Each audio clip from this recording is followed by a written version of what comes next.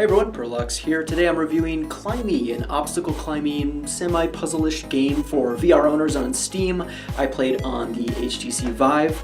This is a fun, challenging, and rewarding game. It has some really interesting levels, some really massive levels, polished movement and controls, an excellent little community, and an active developer.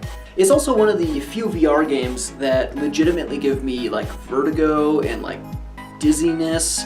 It also gives me like sweaty palms playing it. To me, those aren't bad things. I don't mind it. It kind of makes it unique in a way. But if you are really susceptible to motion sickness or something like that, you might want to steer away from this game. It also definitely poses a danger and injury risk. I have smashed my monitor, I have like hit my walls, I've almost fallen over. It's a game where you really do kind of lose track of your play space, and all of a sudden you're jumping and reaching for something and you're smacking some other thing in your room. So just keep that in mind. It also, because of the constant turning and swinging your arms around, I have gotten pretty tangled in my cable. I even have my VR's cable above me on a little rig thing, and I still get tangled in it. And this setup above me actually works really well in almost every game, but for whatever reason in this game I'm still getting all tangled up, and sometimes I'm swinging trying to grab something and I'm like smashing into the cable and pulling the whole rig all over the place. So keep that in mind as well. The controls are simple and intuitive, but trying to learn how to jump consistently is really hard and frustrating. I've witnessed a lot of players in the game that are just sitting at the base, starting area, just trying to figure out like, how in the hell do you jump in this game? How do I jump just that little bit so I can grab onto a ledge and pull myself up? It's kind of easy to get like the first gap, which is just like, okay, I can jump a little bit and I can climb. Great, that's not too bad. But after that, getting consistent, being able to like quickly move along a level and stuff is pretty hard. Even I've played about 6 hours of this game. I feel like I have a pretty good grasp on it, and I still constantly am like throwing myself, to grab something, and I'll throw myself backwards like off the map or something like that. It's pretty tough. So you definitely need to go into this game with quite a bit of patience and be willing to just kind of experiment with all the little ways that you can jump and move around this game. They also have free locomotion, which is great. I really hate games that don't have free locomotion. However, this may be one of the rare games that you actually want to turn it off, because free locomotion can totally fuck you.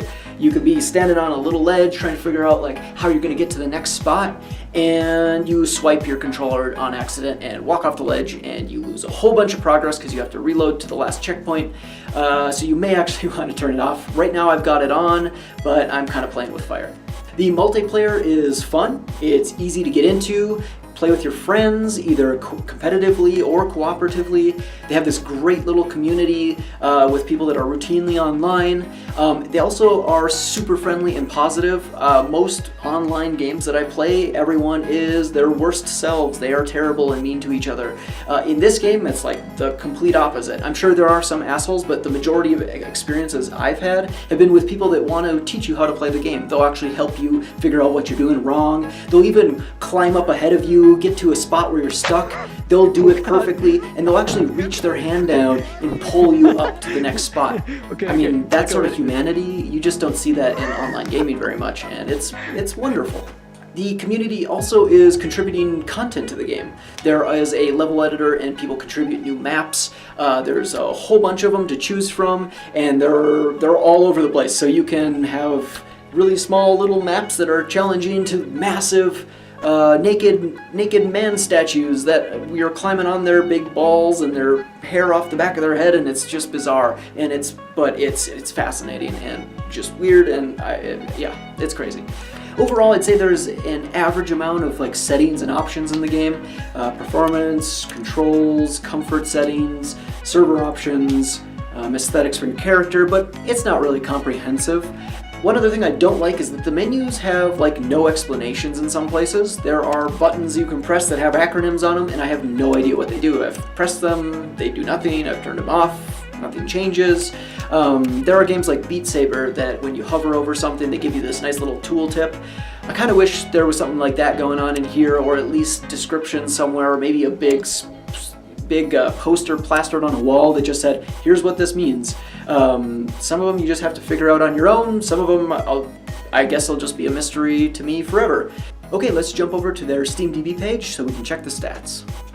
Alright, overall, the rating for this game is excellent at 87%, 93% on the Steam ratings, depending which you're using. I mean, between that's 90%, which is an excellent rating. If we check their charts and graphs, you can see there's not very many players playing this game. However, there does always seem to be people online, which is great. I've rarely ever logged on and not found people to play with, although I'm sure it depends on the time of day. You can see that they have about 4.5 hours for average total playtime. This game costs about $7 to $10 to pick up. So I mean, you know, that's an adequate amount of average playtime. I think that number will probably go up over time. I've put in a little over 6 hours at this point, and it's the sort of game that I anticipate playing on and off into the future. So I have a feeling I will end up putting 10 to 20 hours in over the next year or two. If we check out their history tab, you can see that there have been a number of recent updates, and this developer does seem really engaged with this game. It's been out for 2 years, and you can see that there are lots and lots and lots of regular updates happening, which is an excellent sign. So overall, do I recommend this game? Yes, it is a great VR game. I think you'll really enjoy it. It's simple, it's mostly polished, it's fun, it's replayable, it's challenging, it's rewarding when you finish a level. Just remember to be patient and take your time. Alright, that is it. Thanks for watching as always, and I'll see you next time.